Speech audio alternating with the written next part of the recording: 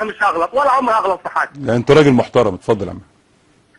اولا دلوقتي الاخوان عايزين يحاكموا الشرطه وعايزين يحاكموا الجيش، ماشي؟ وعايزين يحاكموا الناس اللي مأيده للسيسي. مين اللي هيقف على الحدود دلوقتي؟ امك اللي هتقف على الحدود؟ والله انت راجل قليل ادب. استاذ عبد العزيز. ايوه.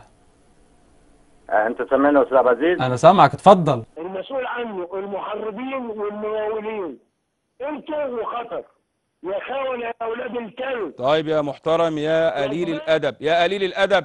تحيه قناه الجزيره والعاملين عليها يا استاذ مصطفى، بالله عليك سيبنا ارد على شويه العفش دول هم. قول يا ابو سيبنا ارد على شويه العفش اللي ولاد الفناتر. انت يا استاذ عبد العزيز انتوا مالكوا كده ومال مصر؟ انت مش مصري يا عبد العزيز.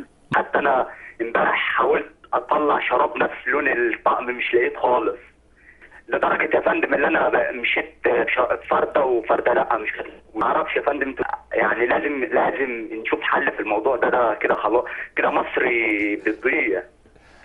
ازيك يا استاذ مصطفى؟ ربنا يكرمك يا امير، اتفضل. خرسان سابوا مصر وراحوا قطر وراحوا في كذا حته. طيب ماشي يا محترم.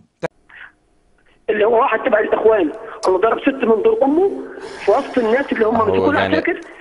رجعنا للكلام ان شاء الله الرئيس مرسي راجع. نعم. وهنهتف كلنا ونقول ما شكرا جزيلا، شكرا جزيلا. والله يا اخي. ياسر من الاسكندريه.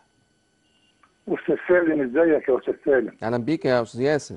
بقول لحضرتك مصر مش لا قبل ما تكمل كلامك يا استاذ ياسر، انا برفض انك تكمل كلامك لان صوتك معروف جدا بالنسبه لي وحضرتك انسان سفيه. مصر يعني تقدر تقدر مصر انت يا عبد العزيز؟ لا رقابه علينا، لا رقابه علينا، لا احد يضع ضوابط علينا، لا أحد يتدخل في عملنا، نقوم بما نحن مقتنعين به ونقدمه إلى الناس كما هو، وهذا سر نجاح الجزيرة، سر نجاح الذين يعملون في الجزيرة، سر بقاء الجزيرة. وفي ختام آخر مواجيز الجزيرة مباشر مصر إليكم مشاهدينا الكرام هذا البيان الصادر عن شبكة الجزيرة.